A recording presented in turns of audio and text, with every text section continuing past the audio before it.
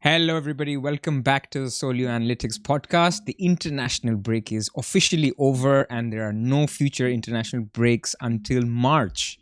And we have a 3-week one next year. But more about that later. We have a very special guest. But before we get to him, Jonny, how was your international break? Very good international break. Yes, very busy. Yesterday night, recording on Wednesday. I just spoke in Scotland, so last night was a bit chaotic. I was going to say, good amazing. Result. I was charging around the room. Yeah, good. And then what else was I up to? It was the World Scrabble Championships at the weekend as well. I don't know if James has been watching or if I've tuned lots of people out immediately with this, but yeah. They're like, Scrabble, okay, we're out, not this one. Let me tell you why you need to listen to this podcast. And this is obviously, I'm talking to the listeners. We always talk about Solio as a tool to project your beliefs, to plan for various scenarios. Who else to get on the podcast? The guy who helped build the whole thing, who helped design the whole thing, who founded the whole thing, and more importantly, has all of his chips left going into Gameweek 12, and he's on Wildcard. So, firstly, James, welcome back to Solio Analytics. Hi, Jonny and Pras. Wow. Yeah, what a pleasure it is to be back making my second appearance on my favorite FPL podcast. No bias. None at all, no. So, how have you managed to not play a single chip when everybody around you has probably wildcarded? Prices have changed. They've played their triple captaincies, bench boosts. What led you to this path? Yeah, for the most part, I kind of forgot to. I've been so busy building Solio and kind of writing loads and loads of code, and building FPL planning tools for other people that I kind of forgot that we had a set of chips. And I'm only half joking. I mean, I have been putting a lot of time into other things that are not directly playing FPL but are very much FPL related. There's a part of it that was strategic. I was lucky enough to select an excellent Gameweek 1 team, which stood the test of time. I lasted with, I think, a good team longer than most people. So I decided to kind of, just put it off and hope, I suppose, that the chips would be useful later on, more so than people expect them to be, which they haven't really turned out to be, but I'm now in a kind of interesting position where I can appear on a podcast and talk through my decisions to come. So it's not all bad. Yeah, I think the other reason was that we told you not to, so we could have a bigger content episode in this international break, of course. So we thought, I'll save them. Optimal. I think we have done, I wildcarded game week 4, Pras wildcarded game week 8, and now we've got a wildcard game week 12. So we've planned it perfectly from a content point of view. Sertab's coming next week. He's on Wildcard 13. He's going to copy James's team. This is all exactly. He'll tell us why his beliefs are very similar to James's beliefs. Yeah, I think also we will get into this obviously through the podcast, but James does play in quite a different way to a lot of people. So, for example, you had Haaland in game week 6 and you didn't triple captain him, but you weren't playing another chip. So people who wildcarded that week went, "Oh, I'll triple captain later," but you, as we'll get into, decided to just not play it. I assume that wasn't forgetful. That wasn't didn't activate it, but that was strategic. No, it was an intentional decision, yes. And a decision that I made at the last minute. But yeah, let's talk about triple captains later because I think it's maybe my favorite chip in FPL. Do we want to start? Oh, Andy Martin, welcome back. Yeah. Kevin De Bruyne is sadly not in the league and injured, so that's a disaster. Before we go to your team, though, James, do you want to talk about just Solio in general, how it's going? What has been new? Anything that you can share with us? Yeah, So I guess I'll explain my position in Solio. I'm in charge of all the tech, which in practice means I'm kind of staying up at night worrying about everything breaking. I'm spending a lot of time writing code for our kind of core tools, especially the planner. And I'm spending a lot of time thinking about and developing new features for the tool. And we've had a lot of new features in the last few months. Obviously, we launched back in August. Since then, we've kind of changed the way that our projection model works. We've got a dynamic projection model now, which is a first in the FPL ecosystem. Most recently, we implemented a new feature called Wisdom of the Crowd that you guys did a great episode on, and we're really excited about. It's a really cool feature that I had a lot of fun designing and building, and now have a lot of fun looking at and playing with. We're working on way more fun stuff in the pipeline. We're always improving the existing tool and working on. I mean, we've got a roadmap full of exciting features that we're going to be adding this season and maybe seasons to come in the future. It's going to be great. I was going to say, James says he's up late at night hoping that Solio tool doesn't break. I think the rest of the team are up late at night hoping that James doesn't break. That's how integral he is to lots of this. Yeah, I'm also up late at night. I mean, I live in Scotland, so last night I was up late at night listening to fireworks displays and people shouting on the street. Yes. But yeah, after the Scrabble finals, of course. Of course. Yeah. I mean, luckily that was on at a good time, watching Nigel Richards sadly losing the finals. But I don't get a lot of sleep, but it's worth it. Is there anything we want to show off? I can bring up. I've brought. So you guys weren't kidding about the Scrabbles final then? No. It was on. It was on. It was in Ghana. Okay. The finals were on Sunday. Adam Logan got his second title. Not joking. Yeah. We might. Anyway. Anyway. Yeah. Back to the best over. game. Fantasy Scrabble, by the way. Let's start Fantasy Scrabble. Oh, we should. League. We absolutely should. Yeah, this is the FPL tool. I've got it up on screen right now for our listeners. I wanted to mention, I guess, a couple of things that we've tweaked and changed during the season, which some people might not be like completely familiar with because we've not done a lot of. We've changed some really cool stuff behind the scenes and not always had time to promote the cool things that we're doing. I'm obviously a huge nerd, a kind of stats nerd, probability nerd, maths nerd. So I'm really interested in the specifics of how you can model FPL statistically. And we've got some really cool little things. There's one that I specifically want to talk about because there was some discussion of it this week on Twitter. There's a Twitter user called, I think, Calm, who made a thread about Arsenal defenders and how they went about selecting an Arsenal defender, what their kind of thought process was around that. And they made a really interesting point, which is for a defender who doesn't have a lot of goal or assist output and maybe doesn't have a great probability of DEFCON points, you actually don't necessarily want this player to play all 90 minutes because obviously with defenders who are reliant on clean sheet points, they get those clean sheet points at 60 minutes. And the ideal scenario for somebody who's not getting goals or assists is really that they get subbed off as quick as possible straight after they get those clean sheet points. And this is always a bit of a challenge to model. In the past, I found myself kind of buffing players' minutes who I thought like were guaranteed to get 60 minutes, but probably wouldn't play 90. And I was always kind of making mental adjustments. But in the Solio Planner, we've addressed this, I suppose, properly.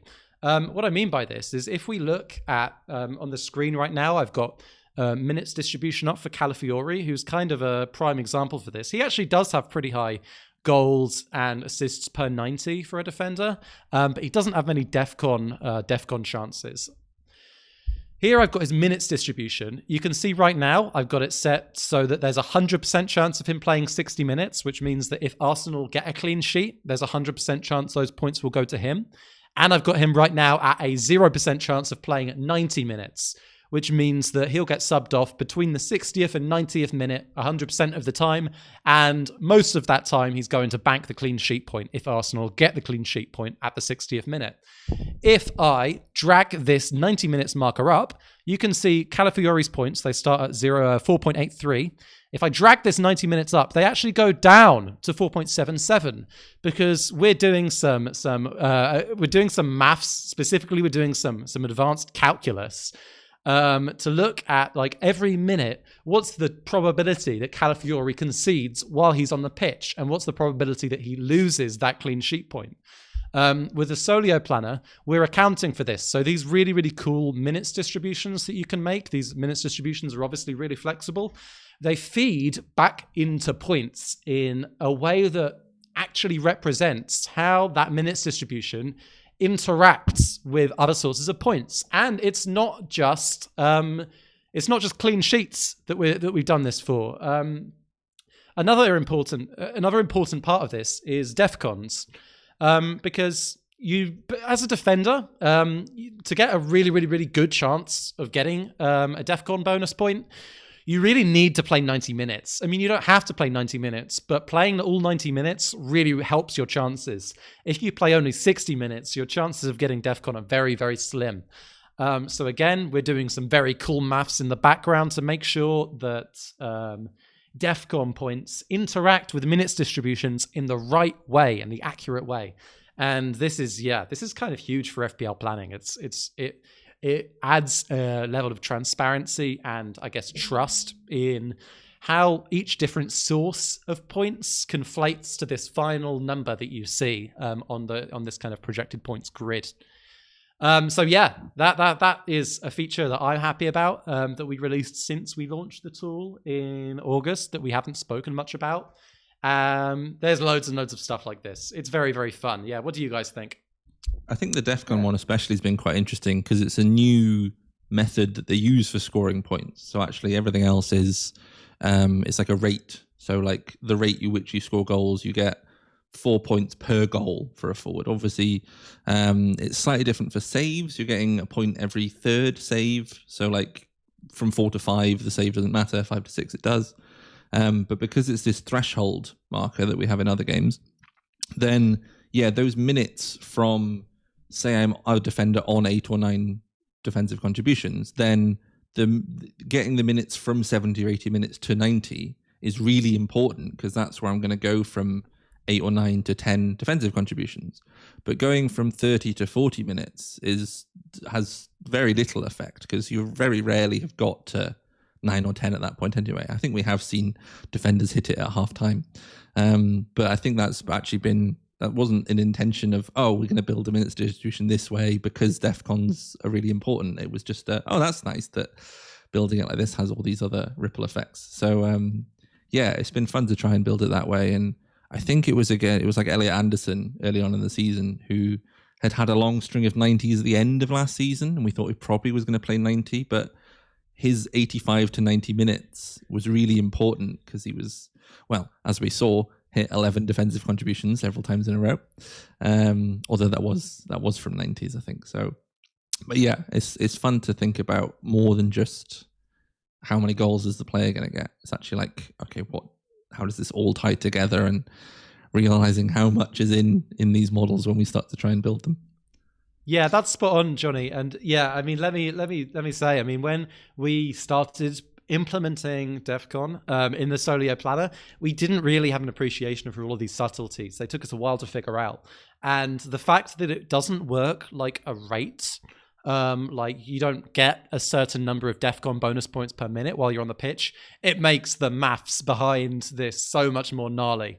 I mean, we've got some really horrible maths the planner is constantly doing when you're using it to account for this behavior correctly. It took a few days to figure out, and it was not a lot of fun, but I'm glad we've done it. Can I ask a question on defcon? And this is now going off piste a little bit, but this is like completely, and if it's a stupid question, we can just cut it out. But I mean, it's a question like Elliot Anderson is a perfect one, right? He keeps hitting 11, 11, 11. So there's two ways to model this, is to say he is on average getting 11/12ths of defcon every single game. So you do 11/12ths of 2 points and you add it every single game. But in reality, he's never actually getting it. So instead, we should think about he will get 1 defcon in 5 games or 6 games. How do we, I mean, if we can share some secret sauce behind it, it's not as simple as it's not 11/12ths of 2 points that we're adding, right? No, yeah, you're right. If you kind of, there's I suppose a technical answer and a non-technical answer. I'll start with the non-technical side, which is to say that it's basically as easy to get 11 defcon points than it is to get 12. if you're averaging 12 DEFCONs, then there's about half a chance you'll make it to 12. You might get more than 12, you might get fewer than 12, but it's kind of about 50-50. And 11 is pretty close to 12. So if you're getting 11 every time, then you're roughly getting 12 every time. And if you're getting 12 every time, you're roughly hitting it about half the time. So like there's a lot of approximation going on there. But if you're like getting 11 every week, and that's the only, those are the only observations that you have, that you're getting 11 every week, then in the future, you'd expect to get it a bit less than half the time, maybe. If you dive into the like technical side, there's a lot of interesting stuff going on. I mean, you can model it with probability distributions, and I'm not going to go into too much detail on that, but it's a really fascinating branch of mathematics, and it's a lot of fun to build. I think it's realizing that actually, someone who's hit 11 3 times in a row, our range of expectations for the following week is wider than he's going to get 11. Like he might get 7, he might get 15. We'd expect somewhere around 11, but like it's going to distribute. If we knew that he got 11 every week, then we should add no defensive contribution points, because we're certain, with 100% certainty, he doesn't get 12. So actually 11 is the same as 1, but we know that it varies week to week. It's not going to be exactly the same. The ball bounces noisily. They record them slightly differently. Different games suit them. Sometimes it's just the way the game unfolds.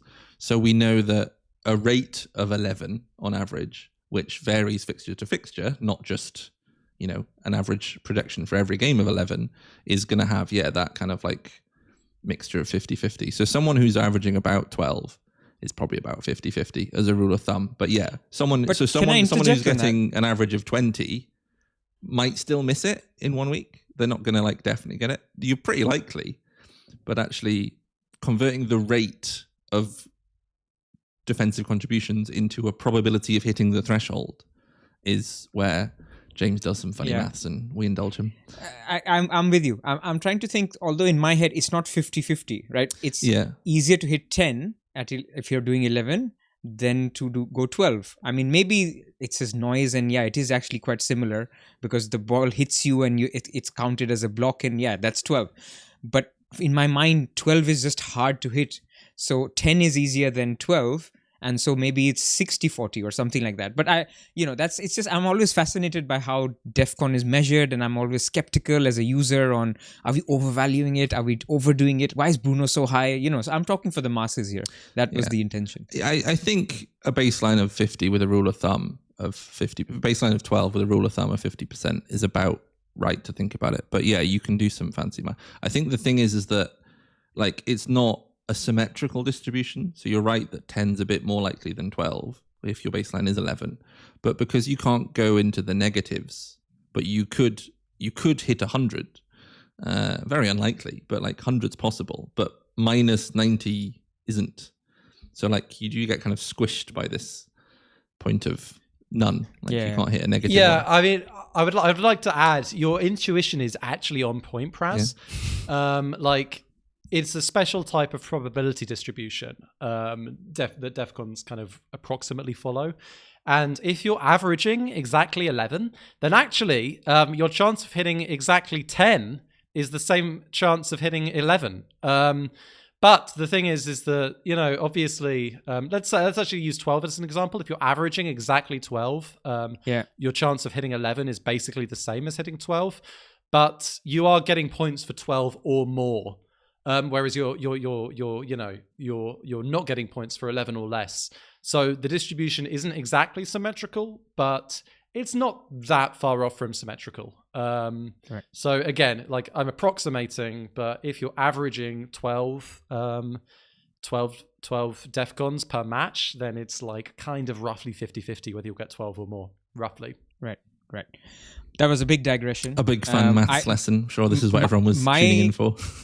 We digress to DEFCON, but actually my as a listener to this, the minutes thing, I think the biggest thing is that I play around with two things now. I'm more used to just saying, oh, what is the expected minutes? Is it 72? Is it 85? But that never actually, like you said, James, made sense, because 75 can be anything. Like you get a cameo and you get 90 minutes. Well, a bunch of 90s and a cameo, or it could be just every single game you get 75. So I love that feature that you can actually play around with it. And for those who haven't used it, you can even move the 60, right? So you can say that he's actually very likely to get 55, not 60. So you're not 100% sure if he makes 60, right? So you can move it wherever you want, and that will calculate the probability. So I really like that feature. Yeah, I mean, this is, we made a very intentional choice when we were designing the planner, because I think there's an underappreciation for just how different distributions are for players with the same amount of like average minutes played. We thought about like adding a slider to make the editing process easier, but you actually lose so much value when you do that, and you gain so much value when you think about the minutes distribution as a whole, that we decided to just say you have to edit the minutes distribution, because that's what you really should be thinking about when you're thinking about the value of the player. Absolutely. So let's come back on track. Let's start from the beginning. So you had a very interesting Game Week 1 team. And what we're going to do is talk about your thought process, how you came about with that team, how did you use Solio to come to that, and then the more meaty part of the podcast, which is how have you built your Wildcard 12. I've seen the guys, if you're listening to this, and if you're trying to only listen to this, I have seen the number of nodes and branches that James has. You want to come over to YouTube and check that one out. But let's first go to your Game Week team. Tell us about it. He puts me to shame. I mean, it is. I did fall off my chair, literally. Yeah. Let's talk about my Game Week 1 team. Yeah, this caused a bit of a stir, if I remember correctly, because it doesn't have the FPL GOAT Mohamed Salah in it. It's got Erling Haaland. This is a decision that I made. I made almost the same decision in a previous season, except it was a season where everyone was starting with Haaland, and I decided to kind of dodge that trend and start with Salah instead. This season, I decided to start with Haaland because when you think about like how much information you don't have in Game Week 1, there's always a really good chance that the template can shift dramatically. Especially, with kind of the situation is this, right? I mean, I don't know which way the template's going to shift. It might turn out that Haaland is a weaker asset than we expected to Game Week 1. And I might have to pull an early wild card to sell him for Salah. Or it might turn out that Salah is a worse asset than we expected. These are kind of, different things that might happen. And I think there's like generally an underappreciation for how little we know and how likely it is that the template will radically shift. I thought there was, a less than 50% chance that this would be a good decision in hindsight.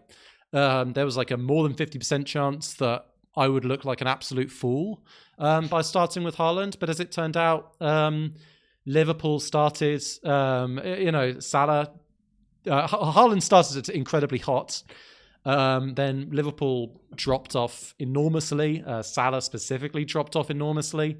And yeah, it ended up looking like a really, really good decision in hindsight. I didn't have any special information that I was working with, but I saw that basically nobody else in my mini leagues was starting with Haaland. And I thought, well, if Haaland's like better than we think, and even if he's not better than we think, but he just happens to score loads of goals because he takes a lot of shots, and sometimes guys who take a lot of shots score a lot of goals, I've got like a chance for a really, really high upside outcome. And that's what I really care when I play about FPL. I can chat about this more in a minute, but I really like to engage with risk, and I really like to maximize my probability of getting a really, really good outcome. And this was what I determined would be the team that carried me to this kind of potential high outcome. And on some level it did, because I own Haaland. On another level, I also own Wirtz and Tielemans. And that went terribly. So I still ended up ranked around like 2 million after 5 game weeks. I was down there with the scrubs, in the trenches. So, overall, I didn't. Well, I'm 2 million now, but please carry on. Yeah, we're not all 2 million now, Pras.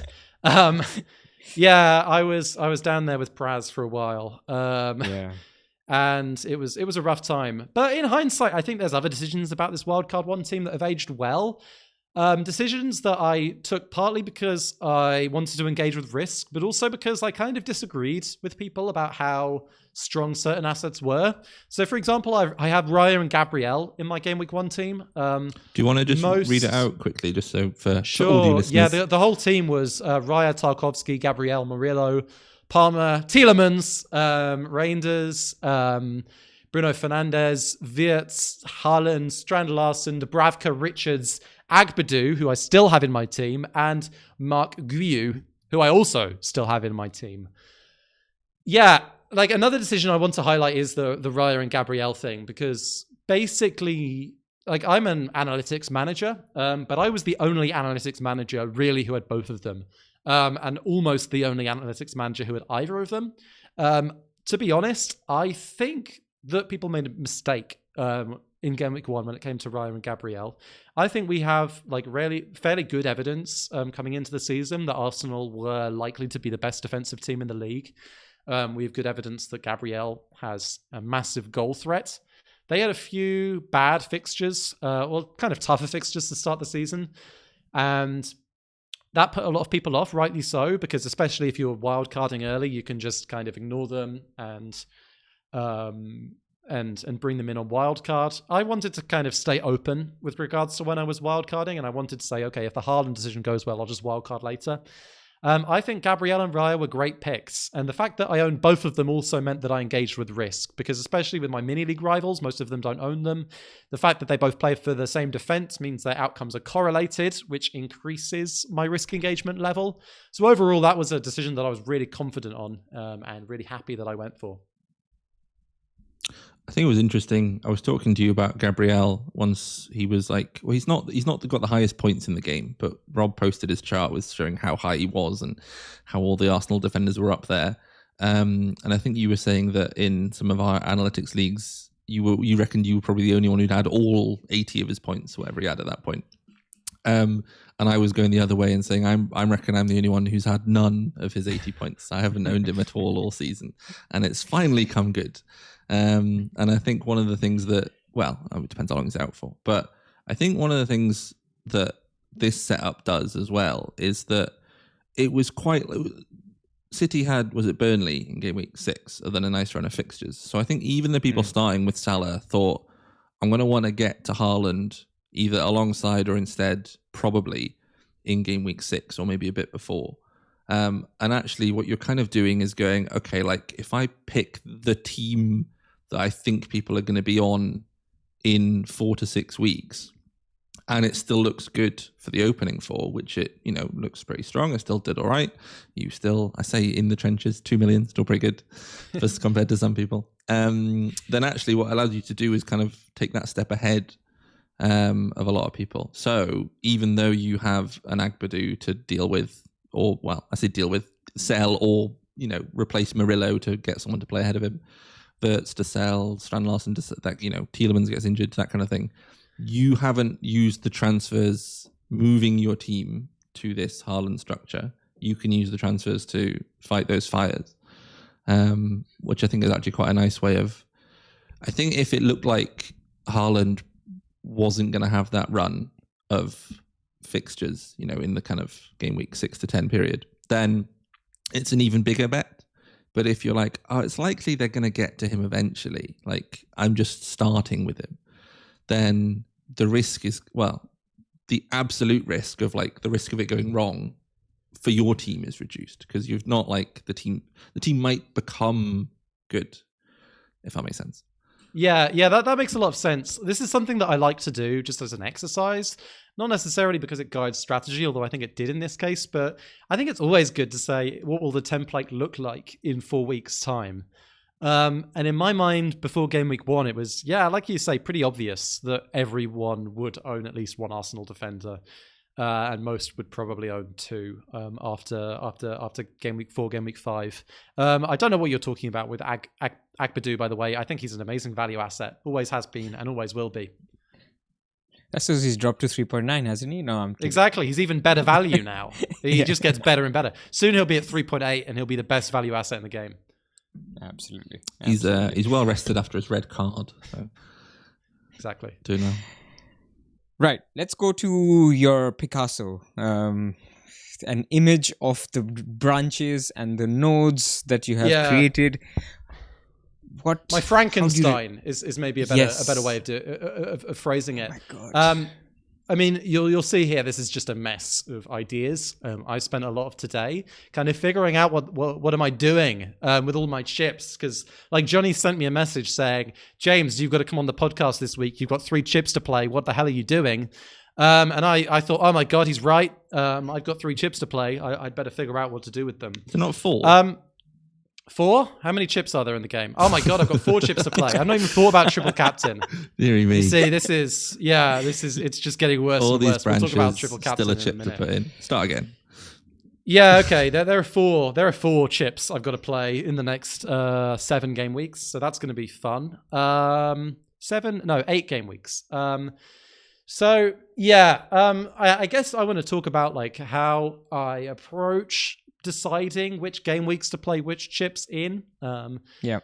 Because there's like I still don't think there's an easy solution to this, right? I think that I'll start. Yeah, I mean, if you guys don't have any other introduction questions, I'll just start by giving my general thought process that I had today about when I play my chips. I think chip planning is one of the most complex parts of FPL strategy. I'm sure you'll agree. The reason is because when you have like multiple chips to play, in my case, I have 4 chips to play. When I plan, the timing of these chips, they all influence each other. And the decisions that I make, depending on which chips I have, influence the decisions that I make on other chips. So there's a concept in decision making called dimensionality. And basically, like with each dimension that you have to consider, the problem gets exponentially more complex. With 4 chips to play, this is like a 4-dimensional problem, which basically just means the level of complexity that you have to consider if you want to plan this completely is not just insane; it's also just kind of impossible. So the first thing I kind of wanted to do is figure out, just look at each chip independently and ask myself, when is a good time to wildcard? When's a good time to free hit? When's a good time to bench boost? And when's a good time to triple captain? So the first part of this that I looked at was wildcard. And this was by far the easiest part because my team, although it's amazing, it does contain certain 3.9 million defenders who may or may not be dead assets. I've also got 2 players in my team who are never realistically going to start in a match, as things stand at least, and that is a bad omen for bench boost. Like at some point, right, I want to bench boost and I want to have 15 starting players. All of that combined, as well as the fact that there are some huge fixture swings coming up, meant that it was kind of obvious that I have to pull the wildcard pretty soon, right? I'm not going to wait until game week 18 or game week 19 to wildcard. Besides, we're going to get a whole bunch of new transfers in game week 16. And, there's value in not waiting because I'm going to be super flexible around game week 16 and hopefully afterwards. Right now, I'm less flexible. I'm still pretty flexible, but I'm less flexible. So I might as well just play it now.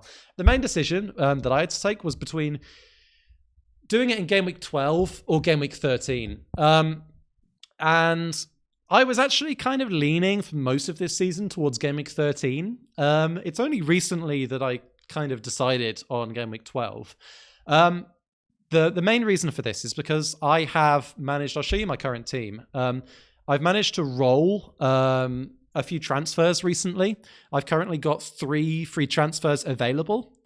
And if I wildcard in game week 13, I've got to make some changes. I've got to probably bring so West Ham are really bad. I don't know if you guys know this, but West Ham are super bad and they're playing against Bournemouth this week. And I have no Bournemouth players in my team. So I probably have to spend at least 2 of my 3 free transfers buying Semenyo and Senesi or maybe a goalkeeper and stuff like this. It's in general, playing your wild card is the thing to do, the loses flexibility in the long run. But because we can now roll transfers through the wild card, in some situations, you can actually get more long-term flexibility by not playing your free transfers now and instead wildcarding now. Because, if I play 2 free transfers now, then wildcard in Game Week 13, I'll be left with 2 free transfers available in Game Week 14. Whereas if I wildcard now, don't make a transfer in Game Week 13, then I'll be left with 4 free transfers in Game Week 14. And that's like a big difference. So even though I'm losing 1 game week of information by wildcarding in Game Week 12 versus Game Week 13, I'm gaining probably 2 extra free transfers by Game Week 14. And by my estimation, those 2 game weeks of free transfers are actually those 2 free transfers are probably worth more in the long run than the information that I'm missing out on by wildcarding in Game Week 12.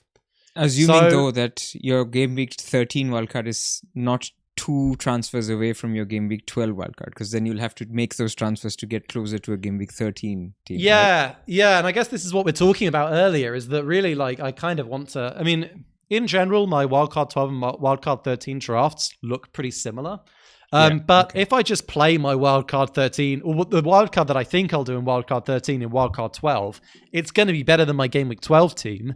And it's, and I'll still have 2 free transfers, 2 more free transfers to play around with in Game Week 14. I think that's the key point that makes it work, is that actually between 12 and 13, the drafts aren't hugely different. And because of the spot that your team's in, then you'd need to use those 2 transfers to fix it for this week. Whereas actually, if you do those fixes and do the wild card all together, you actually get those 2 transfers back. Whereas actually, it was a similar reasoning I played mine in Game Week 4, was I had a few issues to fix, but I thought actually I can fix them and fix my other bits that don't need fixing but could be fixed. But the issue is that I was booking the 2 transfers in to swap to Haaland in 6. But I bought some optionality because I could have free hitted. So I didn't get as many transfers back in the same way that you are getting, but it was kind of just moving around when you're doing the transfers and when you're doing the wild card. And I think also because you've got a shorter expiry date on these transfers that you've got, if you don't use them by Game Week 15, then they're not gone, but you don't get topped up the same way. Then you're going to have to use them somewhere. So actually using them this week, or using them to make some swaps in 15 or 16, but then you've got free hit to throw in as well, where you might want to do those temporary swaps, and it gets complicated. But I think there's also the if you wait another week, your dimensionality is still really large. Whereas if you lock into this week, I think that's one of the things I'll sometimes do. Is I'll go, okay, if it's really close, I'll pick the path that has less dimensionality, because there's too much. This is too much to plan. I knew that if I got to Game Week 12 with all 4 of my chips, I'd be confused and tired and burnt out. But James is good. He's off. Here he goes. So, I'm still full of energy. Yeah. Another thing so you can kind of measure this empirically with the Solio planner. I asked myself, if I force the planner to keep 3 free transfers available, which in the wildcard 13 path basically means I'm limited to 1 free transfer this week, then you can say, okay, which wildcard timing performs better if I'm forced to have free transfers available in Game Week 14. And when you do that, you can see clearly the wildcard 12 performs better. If you don't do that, and you don't really think about your free transfer availability after the wildcard, then the wildcards perform about the same. But if you force flexibility after the wildcard, which is going to be important because I might bench boost after my wildcard, then wildcard 12 clearly comes out on top. Right. So wildcard 12. What about the other chips? Yeah, the others. Yeah. So once I decided on wildcard 12, I just tried to take a broad view of what's a good game week to free hit in and what's a good game week to bench boost in. So these lines here, you can see are all the different free hit timings with wildcard 12.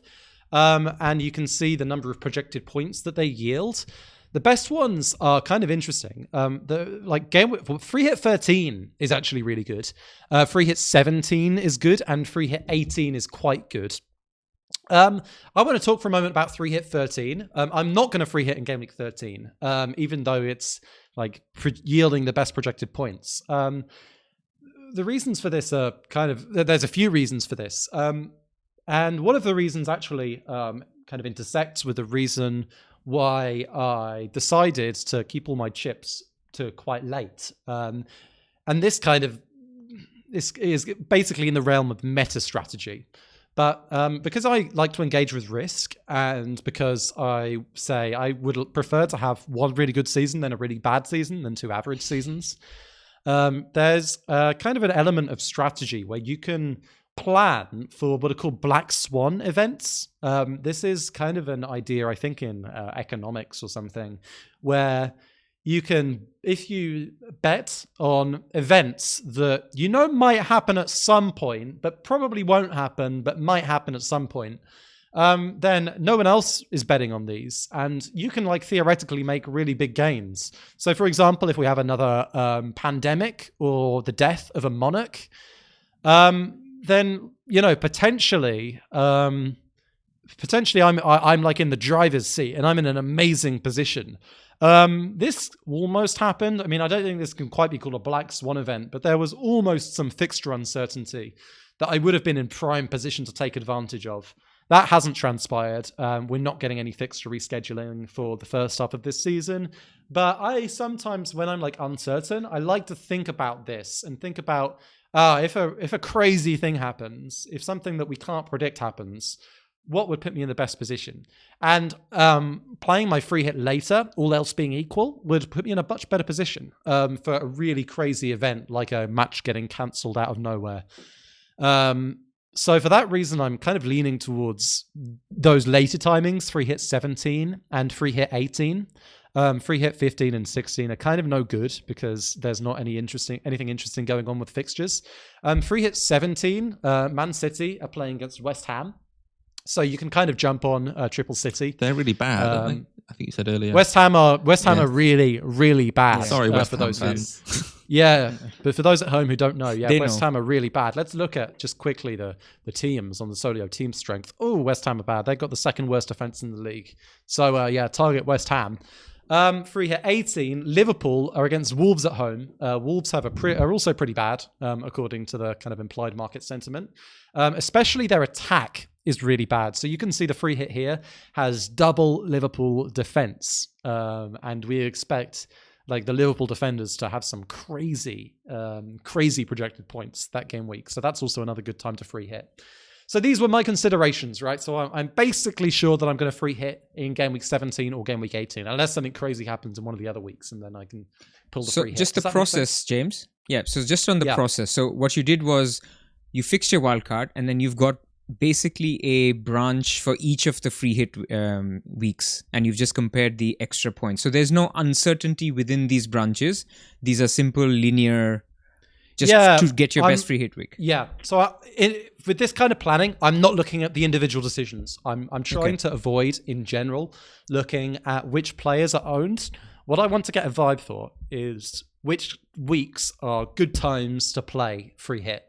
Because in general, it doesn't matter that much about the specific players. Usually, even if you ignore almost all of these players in the free hit, that week is a good time to free hit. And this week is a bad time to free hit. And that's kind of a way you can think about it. I was going to ask, I know I often don't look at the moves in these plans in the way that I'm like, okay, what path is it taking from where I start? But did you look at the starting point at all and see like if the wildcard 12 drafts are very different? Because sometimes what I'll do is, I think this is a bit different for me. I don't have my wildcard, but I've got 4 transfers this week. So I kind of am taking a direction this week. And I kind of want to leave the optionality of where I play the free hit open for potential Black Swan events, but I think 15 and 16 were looking really strong for mine, but actually the moves I make this week to get the most out of 15 are quite different to the moves I make to get the most out of 16. So if you looked at, for example, the wildcard drafts in 17 and 18 and they're pretty similar, then you go, great, I can plan as if it's one of them and carry on. But sometimes I don't think it would have done, but I was wondering if you'd looked at Yeah, that's a good question. Yeah, so like in general, the wildcard drafts are all pretty similar, and that's because like the keys to the free hits, those later free hits especially, are Liverpool and Man City, and wildcard 12 is not a situation where I'm likely to own that much Liverpool or Man City. I might go double Liverpool. We'll talk about that a bit later, but yeah, these wildcard 12 teams are all pretty similar. Actually, they all have the same kind of midfield backbone. So that wasn't a huge consideration for me, but I agree that that's a good thing to look at in general. And then you had to do bench boost, a similar activity with bench boost for each of the weeks. But in an ideal world, you would have done, week X with bench boost in this week. You know what I mean? Like there will be a lot more permutations than just these times two. Yeah, I mean, in a real world where we have like quantum optimization and all that, I would love to go through the millions of billions of possible chip scenarios and do a full solve for each of them and figure out which are best concretely. But that is not the world that we live in yet. But maybe it will be one day. Next international break. Yeah, next international break, Certup can implement quantum optimization. But right now, it's kind of difficult. So you do, I think, have to remove the dimensionality from the problem and look at each chip individually first, at least, until like you've got a pretty good sense, and then you can look at some kind of multi-dimensional planning. Right. So same process with this. So let's say, tell us about the bench boost. Which is the week that is looking best for you then? Yeah, so bench boost is an interesting one. So the free hit and the bench boost are in some way opposite. By which I mean there's like value in keeping the free hit in your black pocket for Black Swan events. There is almost no value in keeping the bench boost in your back pocket for Black Swan events. The bench boost, if anything, is a hindrance really to keep around for a long time, because if rubbish stuff happens, the bench boost in general gets harder to play if crazy stuff happens. Whereas actually, if I play my bench boost in Gameweek 13, it's really, really easy to play. So I will probably be playing my bench boost straight away in Gameweek 13. There are a few scenarios where that might not happen. For example, Soboslai, I think he's on 4 yellow cards. If Soboslai got another yellow card in Gameweek 12, and I maybe got another injury or 2 in Gameweek 13, then I might postpone my bench boost till later, because the bench boost also plays really well around Gameweek 17 and Gameweek 18, like the free hit.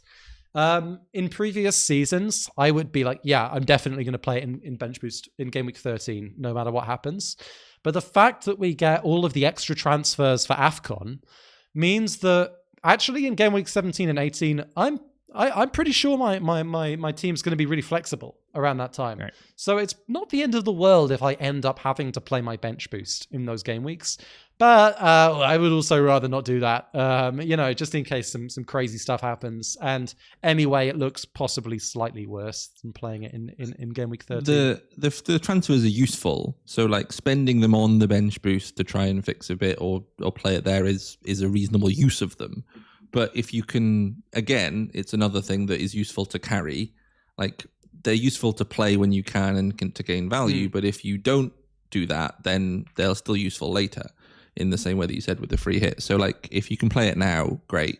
If Szoboszlai gets his yellow card and that's it, maybe there's your decision on one transfer to play it now and you've got to use them by that point. But yeah, I think like as well that you've got that fallback of, okay, well, they're going to give me 5 transfers to play my bench boost for Christmas. You've got a kind of route out. That's very true. And there's also another thing that we can do with the FPL, Solio FPL planner for this kind of planning. I really, really want to make sure that my team, with this kind of broad brush stroke planning, I want to make sure that it's not picking a really, really inflexible team for bench boost. It's not using all of the transfers in Game Week 17 and then bench boost in Game Week 18, for example. So I've added constraints to each of these bench boosts to say, for the bench boost game week, we definitely want to have 5 free transfers available, except for bench boost 13 and 14, because they're a bit sooner. But for the others, I've specified I want 5 free transfers available for this plan. So it's kind of, these numbers represent a more flexible point of view. These represent kind of flexible bench boost teams rather than the best possible bench boost teams with everything that we know right now. I guess how do you marry? How do you marry the best bench boost? Because now you found the best bench boost window, you found the best free hit window, but the Gameweek 12 teams are not the same in both of those scenarios. So how are you closing that gap? If they that's a great question, Pras. I'm really, really glad you asked. That was also my question. So go on. Wow. The Solio FPL tool is designed for this kind of analysis. This is what we built it for. Is that you can build trees with diverging branches like this that I've got up on screen right now. I'll describe it. So we're kind of diverging. So I want one path. So I'm trying to look for one Wildcard 12 team, right? I've just one. I'm not looking to build multiple Wildcard 12 teams. I'm looking to build one. But I want this Wildcard 12 team to be flexible to most of those different scenarios that I've just mentioned. So I want it to be flexible for bench boost 13, but also a scenario where I don't bench boost in Gameweek 13. For example, if Soberslai gets a yellow card in Gameweek 13, I want to stay flexible for that, and I can just add a branch for that down here. So I've got one sub tree at the top here for bench boost 13. I've got another one at the bottom here, which is less likely for not bench boost 13. Within these trees, I've also got different free hit timings. So I might play it in Gameweek 17 or Gameweek 18. And I've split this out into different paths. So when I solve this tree as a whole, here's one I solved earlier, but if I wanted to solve this now, what this is doing is it's finding the best wildcard 12 over these different branches. So it's finding the best one that has bench boost 13 and bench boost 17, free hit 17, or bench boost 13 and free hit 18, or bench boost 17 and free hit 18, and bench boost 17 and free hit 17 and bench boost 18. So I hope that answers your question. Yeah. And when you split these nodes, do you assign probabilities, or if you don't, then it's just like 50-50? Yeah, that's right. Yeah. So by default, it's all 50-50. Right. In general, I'm usually pretty happy. I don't really know if I'm playing free hit 17 or free hit 18, so I've not gone too crazy on the probabilities here. I know that I'm less likely to not play bench boost 13 than I am to play bench boost 13. So I've halved the probability of this subtree at the bottom. So currently this is 2/3 of the weight of the plan versus the bottom is 1/3 of the weight. You can sometimes almost reductively bring it down to the real world scenario where you don't bench boost. So you could just say, I'll bench boost if Szoboszlai is fine, and if he's got his suspension, then I won't. And you'd obviously add on the fact that one of your players might get injured, but that's probably going to bring you to around 1/3 of the time. Roughly. So you go, okay, if I can roll and bench boost, great. If I have fires to fix to play the bench boost, I won't play it. So you can sometimes tie it in that way as well. I think what I was going to ask as well is in terms of, because you've kind of picked out the same weeks for free hit and bench boost. So the bench boost 17, free hit 18, and vice versa. How have you looked at picking those two apart? And I see you kind of split it around game week 16, 17. Obviously, by 17, you have to have decided because you've got to play one of the chips. But at what point do you realize that the path starts to split? Are you going to make that decision when you dead end your 15 transfers? Is that something that you're going to have to think about? Well, one important consideration when you're building trees like this is really for decisions like that, you want to stay as flexible as possible for as long as possible. So for these kind of sub-branches, sub-trees, where I've got, a split between Game Week 17 and Game Week 18, that split is only happening at Game Week 17. I would really, really like to have, because right now I don't know if I'll play free hit in Game Week 17 or Game Week 18.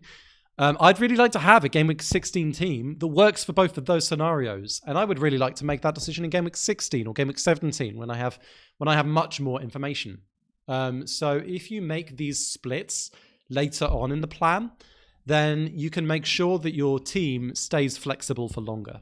And do you then compare these with the sort of ideal scenario solves you've done before to see, because obviously being as flexible as possible is always good, but it's going to come at a cost at some point. Are you kind of factoring in, am I leaving too many options open?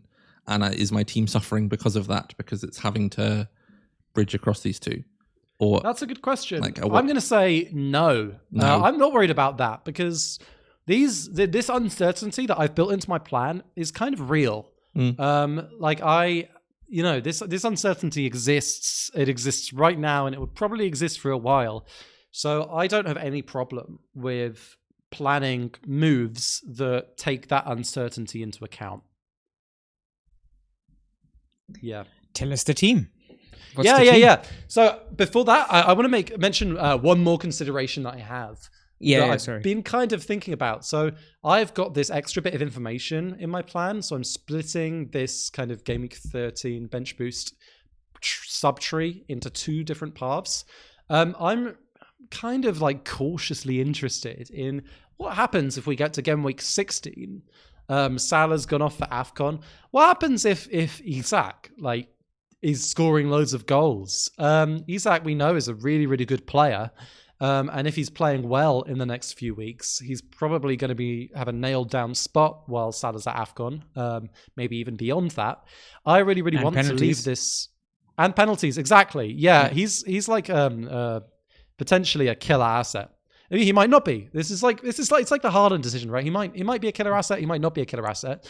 But I really, really want to leave my plan open to the scenario where Isak becomes one of the best value assets in the game. So I've added this bit of information here where I have projected Isak's minutes up massively and also kind of improved his underlying goal. I've kind of tweaked up his underlying goal numbers to represent the scenario where he becomes a really, really good value player, to make sure that my plan stays open to that.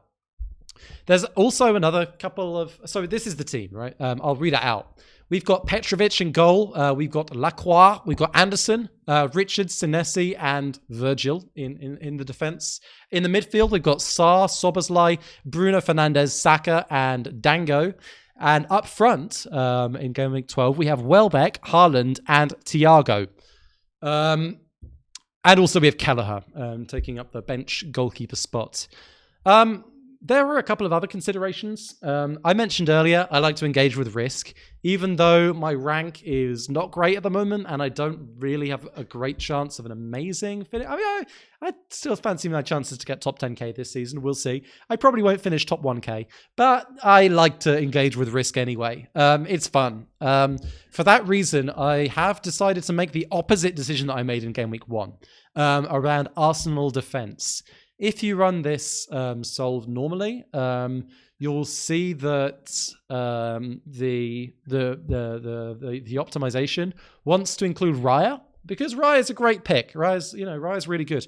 But also, like, loads of people own Raya now, and loads of people are gonna continue to own Arsenal. Lots of people are selling Gabriel this week, but lots of people are going to continue to own Arsenal defense. And I would, if people are going to own Arsenal defense for now and the foreseeable future, I would probably prefer not to, because there's good value elsewhere at the moment. So in this draft, I have got double Crystal Palace defense and double Bournemouth defense. The fact that those double ups increase the correlation in my squad, which again further increases the total amount of risk I'm engaging with. I really like defensive double ups and triple ups. I think they're really fun. So that was a kind of intentional decision to bet against the crowd and hope that I get lucky. It's a lot to balance in. I was going to say, like, we've covered all this stuff and we haven't actually touched on the risk aspect of it yet for you. Yeah, that's crazy. Risk is one of the most important parts. Sometimes you can just do the solve and the thing that comes up is like, oh, well, that's good. Like it's very different to what everyone else is doing and I don't need to like put my thumb on the scale in any way. If you spot things like, oh, actually, what's the best line that has no Arsenal defense? Like, how much worse is it? And if it's way worse, then you go, okay, well, maybe I do want to just put them in because, like, that's too much of a loss. But if you go, okay, this, close optimal path we often look at has no Arsenal, great, I can take that one. That's good. Yeah, that's exactly what you're right. actually saying is Raya is a rubbish pick, and yeah, I'm completely on board with that. Yeah, sure. Yeah, whatever you want to hear, Pras. Whatever you want to hear is what I'm saying. I mean, we've tried. We care deeply about risk analysis at Solio. I think that risk is the most fun part of FPL, and it's a part of FPL that in the last few years we've made massive progress in modeling accurately.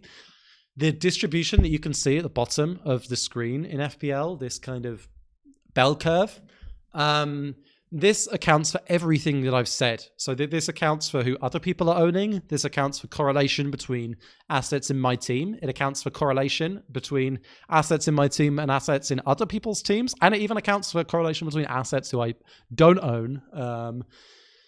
And yeah, like we have this risk slider under the settings. I've set this to 20%. I like to keep it there for no particular reason, except that I like it to be higher than 0. And so that means that, like, by default, the plans that get generated when I optimize are risky plans. They tend to include players who aren't highly owned. And yeah, that's, I don't know. For me, that's one of the most important parts in FPL planning. Last question from me on the team. Why didn't you inverse your Gameweek 1 decision here? So it feels like also another risk-taking opportunity to go Salah instead of Haaland, right?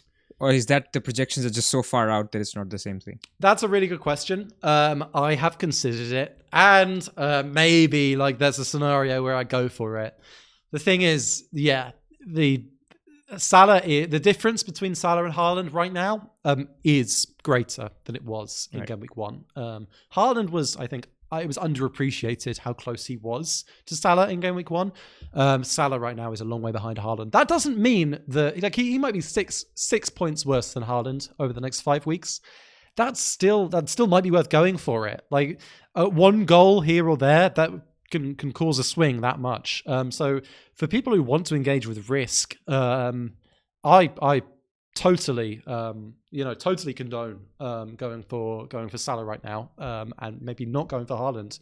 It's a lot of fun, but for me, like, I'm still ranked like 800k. Maybe it is a bridge too far even for me. If I was ranked 200th in the world right now, there is no doubt in my mind I would not be owning Haaland. We'll talk in a moment about my triple captain plans. I wouldn't be triple captaining Haaland. I definitely wouldn't be triple captaining Haaland the if I fourth wanted chip to win that he FPL. forgot about. Yeah, which I still haven't even mentioned or have in any of these plans. Because, It is the easiest one to plan around, unless you're trying to do unless you're James trying to do something silly with it. Which sure, I think you let's are. talk about triple captain now. Go on. I'm not quite crazy enough to not want to own Haaland, but I am crazy enough to not want to triple captain Haaland at West Ham at home in Gameweek 17. This is obviously the best time to triple captain a player in the first half of, like, in the remainder of the first half of this season. If all you care about is projected points and not maximizing your risk against the crowd, it's an easy decision. Lots of people are going to be triple captaining him. You should triple captain him in Gameweek 17. I don't want to do that. I want to really bet that I get lucky and have a lot of fun with it. I'm not going to be triple captaining Haaland in Gameweek 17 because it's boring. I am going to be probably triple captaining Bruno in Gameweek 14. Oh man, I was going to say that as a joke, and this is true. Yeah, no, I don't joke about Bruno Fernandes. No, I knew he was going to do this. Yeah. Yeah. No, there's some scenarios where you have to bench boost and free hit in 17 and 18 anyway. So, like, you are. That's true.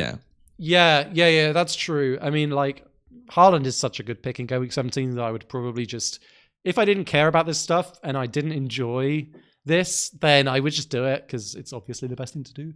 But Bruno Fernandes, Gameweek 14, he's at home against West Ham. West Ham are really bad. West Ham, this is the theme. And Bruno Fernandes, by the way, is really good. I don't know if our viewers know about this, but he is, how is he doing over the next 10 game weeks? He's the second best asset in the game, and rightly so. I'm bringing him in as well. Finally, yeah. Yes. Well, I had him. I just had a 4-week holiday away from him, and I missed him too much. And you wonder why James has overtaken you. Yeah. Exactly. It's all Bruno. Yeah, Bruno is, like, from my perspective right now, an essential pick. I mean, he is a monster when it comes to DEFCON. We've known that for a while. And he's taking loads of shots and assisting loads of shots. And, like, he's got good fixtures. So if you don't own Bruno, buy Bruno. And I'm not just going to buy Bruno. I'm going to triple captain Bruno in Gameweek 14. Unless he's, like, injured or something like that. If I don't triple captain Bruno in Gameweek 14, things get kind of interesting. I might triple captain Bruno in game week 19. I think the chip stops being available after 19, right? So you can play it in 19, but if you can play triple captain in 20, but that's your second one. Yeah, yeah. You can go back to back. The sixth chip. The sixth, yeah. Yeah. Yeah, have you extended the horizon and put in your next 4 chips as well? Have you worked that out? No, yeah. I mean, we could do, because with tier 4, we have... let me show you this. I was going to say, you can start doing all the different Game Week 31 blank permutations and, yeah. It was snowing in the UK today. Yeah. And I can bring up some odds of snow events happening in certain game weeks, and I expect to see more nodes here next time, James. I mean, I'm just Absolutely. No, we'll do a whole episode on full horizon planning because it's fun, but it's not necessarily very useful. No. Like, a part of me wants to just hold the chip till game week 19 because there's like good people to use it on in game week 19. But the thing is, if something weird happens in game week 19, it's very easy for the chip to go to waste. Like if I don't know, there's like snow in Manchester in game week 19 and that fixture gets postponed, then maybe I have to triple captain Haaland against Sunderland, and I'd be very sad if I had to do that because it's very boring and kind of goes against my philosophy. I'm sure you could pick another player, but yeah, you're losing out on what you might get. And 19 is not that much better than 14 for Bruno, and yeah, again, holding on to it because there's not going to be a double, like there's no space for them. Then there's no like positive Black Swan event that makes the triple captain amazing. It can only get worse. I suppose there's ones like Isak is suddenly really amazingly good, and you want to play that in 17 on him or something like that, but I don't know if he gets good enough to. Yeah, I mean he gets in game week 18. Yeah, if he's really really good, like by game week 15 or like by the time I want to triple captain Bruno, I could see myself holding off and playing. But then if he's that good, then he might be really well owned because everyone's wanted to get to him and they've got money to spare and vice versa. Whereas there's enough people doubting Bruno, which is the exact reason why you want to triple captain him, because people won't own him, people won't captain him. So go back to, if you can, please, his draft. So last bit on this, James. What can change? Like, where are you tempted? Where are you not very sure? So I'm going to read it out again. Let's go at the back. So you're not going Raya. Any other keeper that would interest you? Verbruggen is cheaper than Petrovic. You've got Pope. You've got Alisson, if he's back. Are those interesting? Alisson is an interesting one. I like my premium keepers. But I really like Petrovic because the double up with Senesi is very appealing to me. I really want to double up on Bournemouth defense. So I'm not really considering any change to the keepers unless we get some kind of news about Bournemouth or whatever that changes my opinion there. Plus, you need to have a backup as well. So Kelleher sounds good because of the bench boost. Not a Dubravka, which is understandable. Burnley don't have excellent windows for bench boost going forward, and he's just a bit rubbish. Not as bad as West Ham, but yeah. Backline actually is incredible. All DEFCON monsters. So I actually have no questions in the backline. Midfield, trying to think. Szoboszlai is the only one, and you talked about his 5th yellow. But, we as Solio are quite high on Szoboszlai in terms of expected points. He's even higher than Sarr. Some might be surprised to see that. Thoughts on him? Like, what do you see? Sure. So the first thing I would say about the 4 yellow thing is that if you look at like the average outcome each week, like, there's a chance each week that Szoboszlai might not play. And that might not put you off him as a player to own. But in reality, he's only ever going to miss one of those weeks, and he's going to be fully available for all of the others. And in the 1 week, because this is like a strong squad with depth, I can just bench him. Szoboszlai is probably the biggest question mark in the team right now, because there's other midfielders. I might play around with a bit with the structure. But I would, with Solio FPL Planner, we're giving you kind of the power to plan for discrete outcomes. If this was something I wanted to do a bit more analysis on, I could add a few more branches where, like, what happens if we find out in game week 13 that Szoboszlai is suspended for game week 14, and what happens if that's true for game week 15? Without giving any spoilers, you might see a tree like that when we look at mine or Praz's team. All right. Oh, yeah, definitely my team. Of course it is. Oh, yes. Great stuff. Good stuff, guys. My questions I was going to ask actually is, I think for the most part, once we get to game week 12, like we kind of know who the strongest squads are. We know that, well, not that we had any doubts that Haaland was going to be playing all these games, but Szoboszlai is one where there might be an enforced missed game. But we are hitting, like, game week 14 is this midweek between 13 and 15, and, you know, we're getting this congested schedule. Are there any players that you're looking at? I think, like, Gahey was injured and Canvo came in and played really well, and Richards is someone who might miss a game here and there. He's missed some of the midweek matches for, like, the Conference League. Dango was a bit of a doubt early on in the season, but does look better now and probably does look better during is he off to AFCON? Am I getting them mixed up? Thiago's better during AFCON because Dango's gone. And Welbeck as well. I think, like, I'm pretty confident in his minutes, which is why is good in the model, but, like, I just never seem to trust Brighton. And he's played well while other people have been injured, so I would expect it to carry on, but he's also someone I would expect to miss a game. So have you thought much about this congested period, or is it just like the team, I guess the bench boost is played early, the squad's strong, it will deal with that kind of? So Welbeck is an interesting one. Like you said, I don't trust Welbeck, especially not in the long term. I don't trust Welbeck at all. But we are getting 5 free transfers. So I think I do trust Welbeck a fair amount in the short term. And it's very, very, very easy for me to remove him. I'm also really interested in Cunha or maybe in Bumo at some point. And these are players who I don't have in my Game Week 12 draft right now, but I could very easily see myself getting with this surplus of free well, not in Bumo, but yeah, I mean Cunha especially, I could see myself getting him in the next few game weeks. I thought it was going to be Pras asking where's all the Man United picks. Man United picks are great right now. Talk about risk engagement and ownership. Part of myself is surprised that I'm not seeing like 3 Man United midfielders here.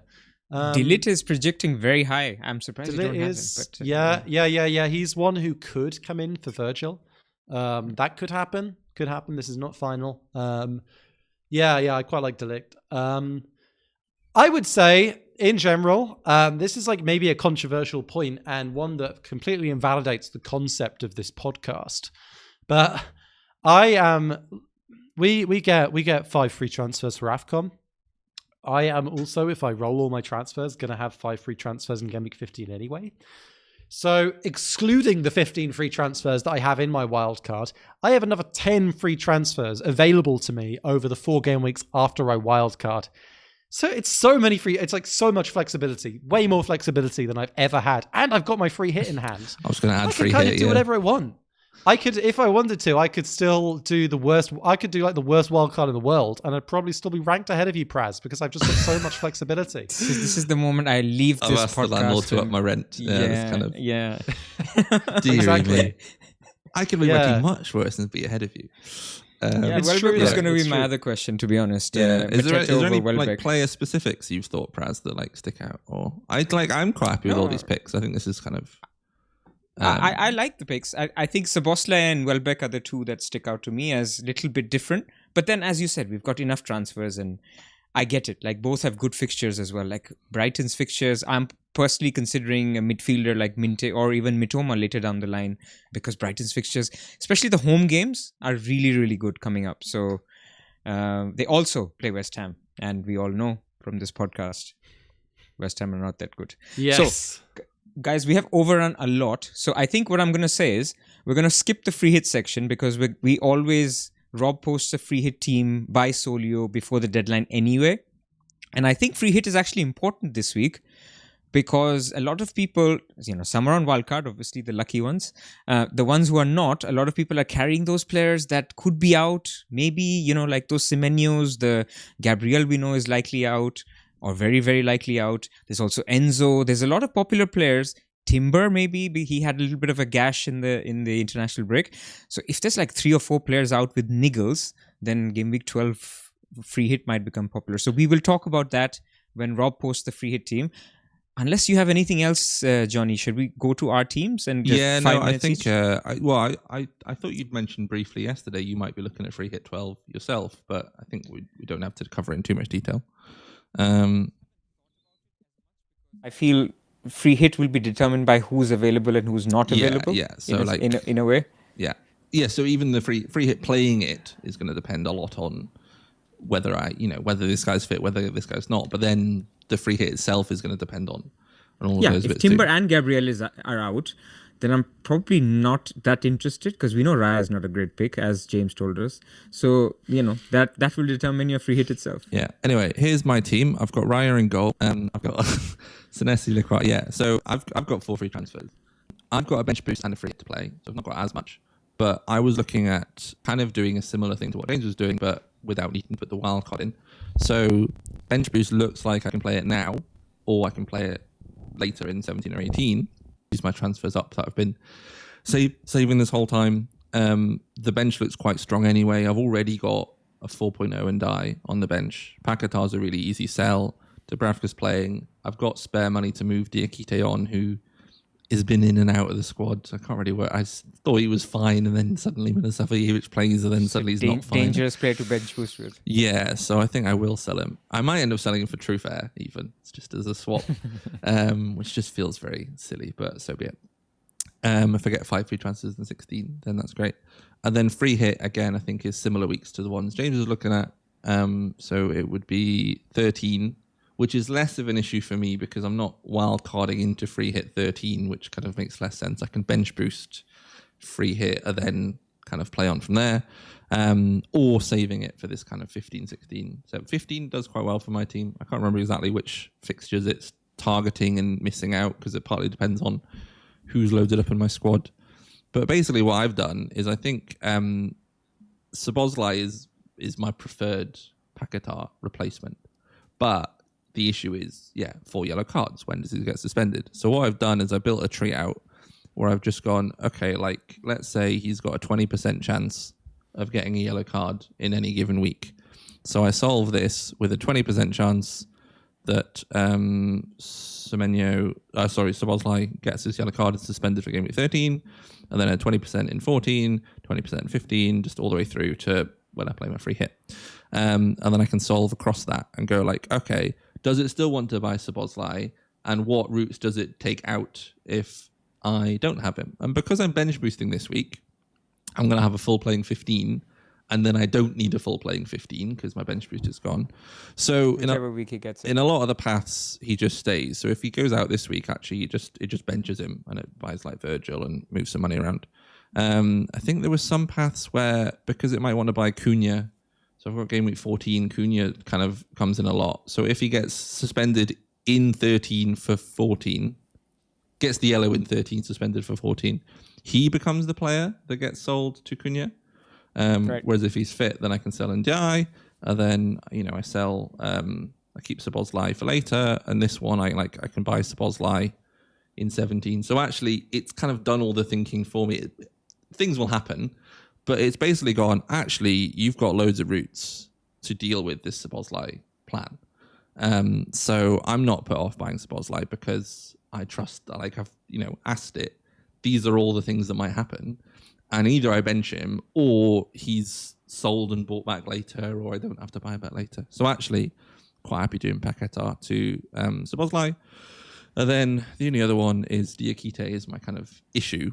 So I've actually got Delict coming in here, and then I've got Man United double up, and then I've got Mukiele to True Fair. When I was solving before, it was often going like, maybe you want to buy Gabriel now, and I'd been resisting and going, well, actually, he's probably going to come in at some point, so I probably should just buy him now, and that would mean that I'd keep Mukiele on the bench, who I'd bought before, who I'm not super keen on longer term. I think he was a fundraiser that might be sold again, so I would rather move him on, because I could just keep Mukiele and not buy True Fair, and I could do Diakite to Delict or to Virgil in that scenario. But I think having this double Bournemouth defence that looks really good. I saw it in a draft about half an hour ago. Thought it looked really good. I think is something I picked it before for a reason. Like I kind of want to stay on it now. So I think I would, given that I've got 4 transfers, a bench boost, might even free hit before 15. Like I'm happy to swap my Bournemouth defenders around, even if it looks like a silly transfer. So really the only decision is, do I make that 3rd transfer to swap Mukiele to Truffert, or do I try and do something a bit different? And this was the Gabriel line before he got injured. And then I think there was a different one. Yeah, this like uses an extra transfer and gets Virgil in, but it moves Mateta to Evan Nielsen, which I don't really want to do, even though Evan Nielsen looks good. Evan Nielsen's minutes are a little bit iffy. And also it's using an extra transfer, so then I go into next week and I have 1, not 2. So actually this is 2 or 3 transfers. But I think it gives me a bench boost of Ndiaye, Thiago, De Ligt, and Dubravka. Ndiaye plays De Ligt, so again, like it's not ideal in that they're kind of playing against each other, but in that it also raises the floor of the bench boost a little bit. Like I should expect, well, I mean, the outcome I don't want is Everton scoring and it not being Ndiaye, which is still quite possible. Right. But actually, even if that happens, like De Ligt's probably going to get some DEFCONs or something like that. So, yeah, I think that's probably where I'm going to be. Then actually, I have 2 transfers in 13. I can assess whether I want to take some money out of the forward line and pick up a Mark Guiu, or whether I want to free hit that week, or because actually I think if I go to this one, then I'll just create a new path from here. So this is my game week 13 team, well, with Szoboszlai suspended in that one. Actually, it looks kind of fine, so I don't need to do anything. But like, if I wanted to free hit, then I can make this a bit stronger. I can get some extra City guys, or I've forgotten who's playing West Ham this week. Liverpool. I've only got 1 Liverpool. Liverpool, of course. So I can get some more Liverpool. I could get Salah and captain him. I could do something like that. But I think, yeah, I'm quite keen on De Ligt. And I think I've seen a few people asking questions about him, which to me is a good sign, because it means that people do think he's good, but they don't trust themselves that he's good. So I'll be like, right, I'll go in. People who think he's good still won't buy him. I can go and get him. Same with Szoboszlai, who people think he's good, but he's got the yellows. So actually he gives me some differential players who are good, but people don't want to buy. Those are the ones I quite like picking up. I thought Raya was going to be that, jumping all the way back. But turns out people just decided they liked Raya this year. It's very popular now, sadly. Would you change anything? We will go against. James and I will go. Well, I Szoboszlai and De Ligt versus a Konate and Minte is something that I would debate. But I can understand why both are not the same minutes, because De Ligt's been great with minutes. Szoboszlai has been great with minutes. There's more route to points with Szoboszlai. I like Minter. I think I would pick Minter up. He might even be who Ndiaye becomes once he goes to AFCON a bit later, if I decide that I don't want Cunha, or the funds don't make sense. I need a sideways one. He's got a couple of weeks off, not going to AFCON. Yep. So there's a few things that work. And we talked about Brighton's fixtures with the Welbeck stuff anyway. Yeah. So that's I have a question, Jonny. Yes. Go on. Who are you going to captain this week? Because I see that Saka and Haaland are quite close in projected points. I think Haaland won't have either armband for me this week. Oh, and Bruno Fernandes. I didn't even see Bruno Fernandes. Bruno blindness. I'm pretty sure I'll captain Saka. But yeah, I'm weighing it up whether I want to go for Bruno. Okay, well, let me know which one you go for, and I'll go for the other one. Okay, sounds good. But yeah, I'm not captaining Haaland. I think I'd eyeball this as a week where Haaland isn't close enough to the other guys, because I think there's been a few weeks in the past where actually it's been so close that a lot of guys have gone, okay, I'm going to go for the not Haaland path. And I've actually thought, if I put a bit more of my beliefs in, like Haaland does just even get a little bit better. Like he's so nailed for 90. He's so hogging all this goal share. Like I might expect him to keep getting 60% of their chances, but like it's astronomically high. I don't know if you saw the transfer flow piece on like how high it's been. Rob and I had been looking at like percentage goal shares while they're on the pitch, and some of the players who've been a bit higher or a bit lower, and checking out with the model. And yeah, Haaland has had 60% of Man City's expected goals this season. So we project him forward, over like 30, of these like top ones, and we've seen him like projecting about 35 to 40% of the goals, which is still what we're at the minute. But yeah, so I don't think he's going to keep getting 60%, but they really are just giving him all the chances. And I don't have any minutes doubts. So in other weeks, I've gone, okay, like I think there is just enough other bits that I do just think Haaland is the better captain. So I wasn't going against it. But this week, I think, even though, Pope's had a knock and Dan Burns had his red card and this, that, and the other, Newcastle are still quite strong at home. And I think, I'm happy to go for Arsenal are projecting pretty high goals against Spurs in the market. So I'll wait and see what they say. But yes, not Haaland is my answer, basically. I don't think it would be not Bruno and not Saka. I don't think anyone else is close enough. But I think I'm on Saka as well. Especially if Gyökeres is also out, right? 100% pen share. I think it's nice. Take it on. Guys, Haaland's going to score a hat-trick and we're all going to look so silly. We are. Well, Bruno might score a hat-trick and then we look silly. The people who are considering only Haaland and not even debating Saka have already logged out, man. They're not listening to us. Yeah. The moment you said triple captain Bruno, we lost the non-sickos. It's only the sickos listening now. Are you sure it wasn't when we talked about the World Scrabble Championships right at the beginning? No, people just said, okay, let's see where this goes. Yeah. Your team, Pras. What do you think? Is this your team? This looks like my team, but why am I starting Dubravka? No, I'll be starting Pope because Newcastle are good at home. Last time this happened, Dubravka almost got a clean sheet against Liverpool. He did outscore him, but he almost got the clean sheet, and I thought, well, I think Pope's minutes would be iffy at the moment. We have put his minutes down a little bit, so actually if I put him, because he had his concussion thing, but I think he's fine. So if I do that, said he's fine. He's still lower. Still worse, but he's going to get lots of save points because Haaland's going to blank and he's going to shoot a lot and maybe even miss a penalty to Pope, and that just ups my interest in the game. But anyway, keeper's the most boring spot. I've got Gabriel to take care of. I've got Gordon to take care of, both who are injured. Now, Gordon could be back, but I'm bored of him and I want Bruno in that spot. So there's two ways I can do it. I can just do it in two moves. I can do Gordon up to Bruno. And to fund it, I can do Gabriel down to a Lacroix. Yeah, I can even do Konate actually. So let's do Lacroix. So let's do Lacroix. So that's option number one. Simple. It keeps the structure. But I actually really like Van Dijk. And I'm thinking I should use my 3 free transfers. And there's also some doubts on Enzo and Semenyo. So I'm thinking one of those guys, whoever has the bigger doubt. I think Enzo...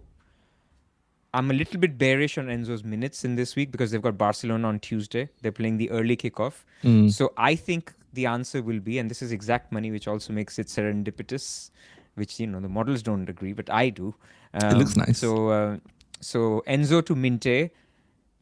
Okay. And then so who are you benching then? Anderson.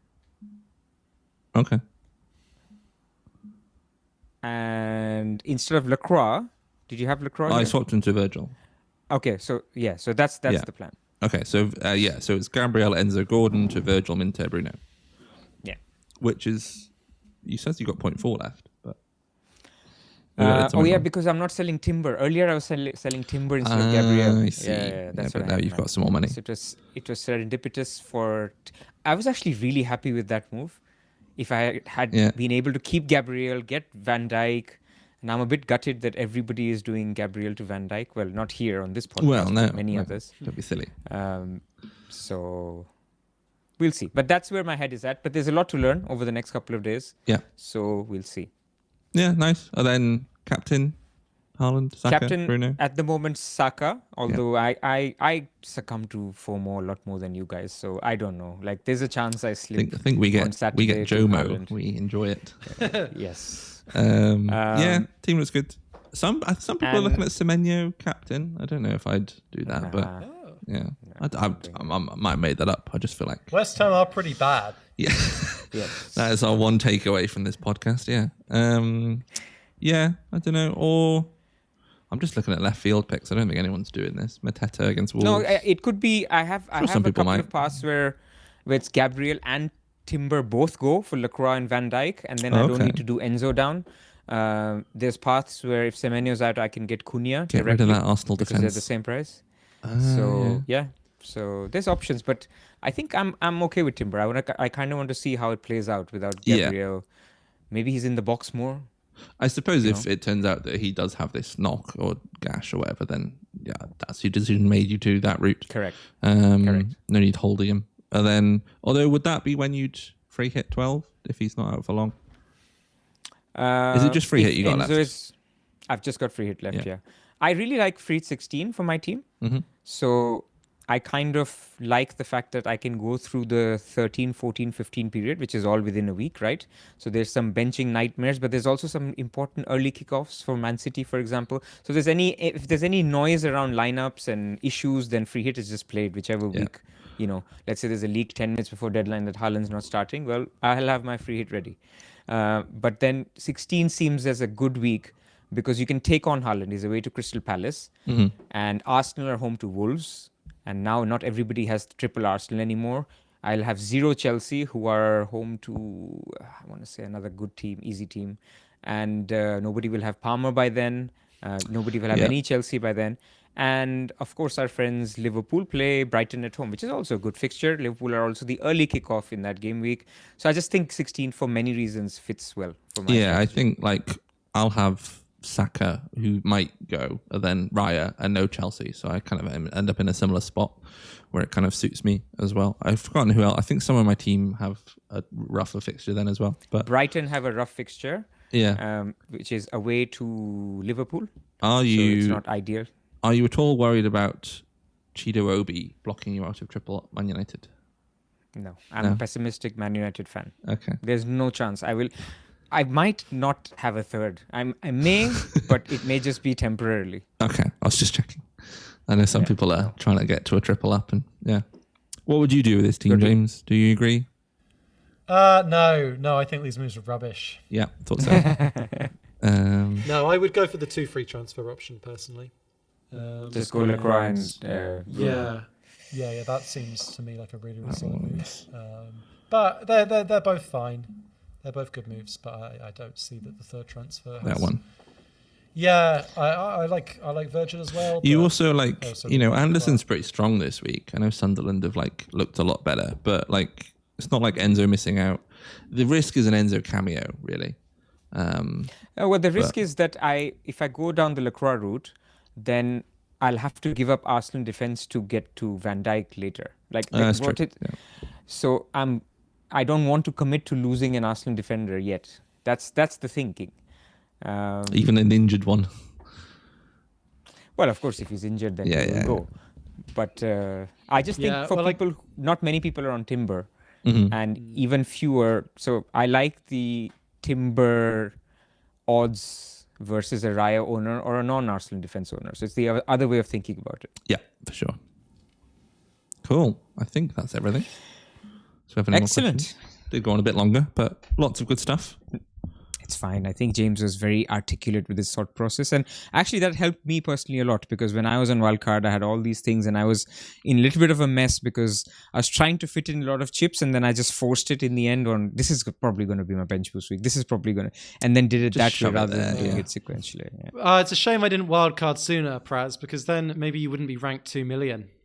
Yes, everybody knows that by now, James. Thank you very much. Yeah. Lovely. Anyway, guys, thanks so much for having me on.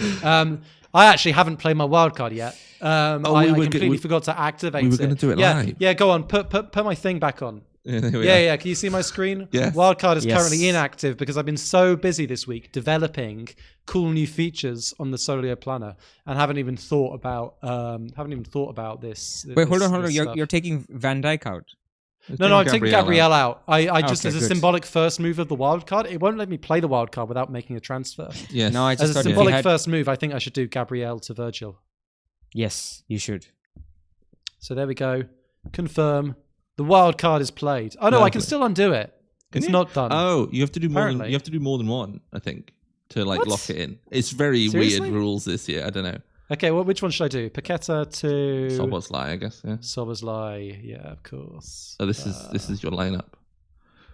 God, what a good website. I know, yeah. It makes me jealous of. Yeah, I don't know why they made it like you can do one transfer and deactivate it. Make transfers. Are you out of budget? People used to click it by mistake. You have to sell Agbadu. Sell Agbadu, yeah. Who's 4.3, not 3.9. That's not. You know what? I'll just do it later. All right, I give up. No, we're live here. Come on. Okay, okay. Get I'll sell Raya for Paqueta. Are you definitely not having Raya? You have value tied up in Raya. You can't sell Raya yet. Yeah, okay. You know Paqueta to Cheapo. Get King. Get Bar. Get Potts. Sa. He's more expensive. Okay, screw it. I'm glad we've kept this bit in. Please press. Yeah. Minter. There you go. Okay. There you go. So you're just buying the players I have. So now it's just copying my team. You can't deactivate. That is absolutely mad that you have to make more than one transfer to properly activate the wildcard. Who knew? Well, I think it is active, but you can undo it and swap. It's because people were clicking it by mistake. They were doing it these podcasts and then coming on and then clicking it and they were trying to do a live demo with wildcard and it all went wrong. Okay, there we go. Amateurs. Wildcard active. What a way to end it. Excellent. We'll get you on soon again, James, because there's more chips to be played after Game Week 19. And we'll have fixture uncertainty and all of that good stuff. So hopefully we will see you again when I'll be ranked higher than you. And we'll be talking about how it was such a big mistake not going Arsenal defense. But that's lots of animosity on this. I can't wait for some of those things to happen and not others. Wonderful. Right. Excellent. See you all next week. Thank you everybody for listening. And the highlights of the Scrabble World Cup can be found. Let's Play Scrabble. Have a lot of them. Or I check out Will Anderson's YouTube channel has daily highlights. That's where I'd go. If you want the full live stream, let's play Scrabble.com. Excellent. And if you do like what you heard, you can also subscribe to this channel, which is also fun, which is also interesting, and like this video because James is really happy when his videos get really nice, a lot of likes. And we thank you again, James, for joining us. Thank you, guys. Thanks for having me. See you all next week. See you next week.